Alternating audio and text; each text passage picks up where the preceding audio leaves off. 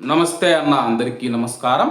అమెరికాతో చర్చలపైన ఇరాన్ సంచలన ప్రకటన చేసింది.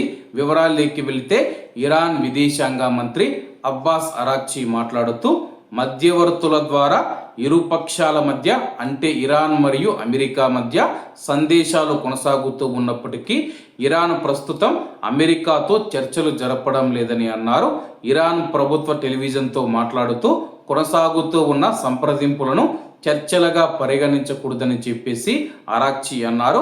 ఇరు దేశాల మధ్య కుదిరిన అవగాహన ఒప్పంద ఉల్లంఘనలుగా ఇరాన్ అభివర్ణిస్తూ ఉన్న అంశాలపైన అమెరికా స్పందించేంత వరకు అధికారిక చర్చలు పునఃప్రారంభం కాలేవని చెప్పేసి ఆయన నొక్కి చెప్పారు. అలాగే పునఃప్రారంభ చర్చల పరిస్థితులను కల్పించడానికి పరస్పర అవగాహనకు పునాది వేయడానికి మధ్యవర్తులు కృషి చేస్తూ ఉన్నారని తెలిపారు. ఖతార్ కావచ్చు, పాకిస్తాన్ కావచ్చు, ఇతర దేశాలు ఏవైతే ఉన్నాయో మధ్యవర్తిత్వం వహిస్తూ ఉన్నట్లయితే తెలిపాడు. అయితే చర్చలు పునఃప్రారంభం కావడానికి ముందుగా ఆరోపించిన ఉల్లంఘనలను పరిష్కరించి నష్టపరిహారం అందించాలని చెప్పి ఇరాన్ వాదిస్తూ ఉంది. హార్ముజ్ జలసంధిపై ఒమన్తో కూడా జరుగుతూ ఉన్న చర్చల గురించి అరాక్చి గారు ప్రస్తావించారు. మస్కర్తో కుదిరే ఏ ఒప్పందమైనా వ్యూహాత్మక జలమార్గం తిరిగి తెరుచుకోవడానికి దానంతట అదే దారి తీయదని ఆయన హెచ్చరించారు.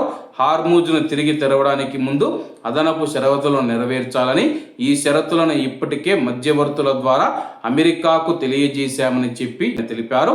హార్ముజ్ జలసంధిలో సముద్ర మార్గాలలో మార్పులు ఒక సాంకేతికత మరియు చట్టపరమైన సమస్య అని ఇరాన్ విదేశాంగ మంత్రి అభివర్ణించారు. అటువంటి మార్పులను జలమార్గాన్ని తిరిగి తెరవడంగా భావించకూడదని చెప్పి ఆయన నొక్కి చెప్పారు. ప్రస్తుతానికి మేము అమెరికాతో అయితే అధికారికంగా చర్చలు జరపడం లేదు. మధ్యవర్తులు ఎవరైతే ఉన్నారో వాళ్ళ ద్వారా మాత్రమే ప్రస్తుతానికి అయితే చర్చలు జరుగుతూ ఉన్నాయి. అవి చర్చలు కూడా కావు, కేవలం ఊరికినే మాట్లాడుకుంటూ ఉన్నాము. అధికారిక చర్చలు ప్రారంభం కావాలంటే అమెరికా తమ యొక్క షరతులను నెరవేర్చాలని చెప్పి ఇరాన్ డిమాండ్ చేస్తూ ఉంది.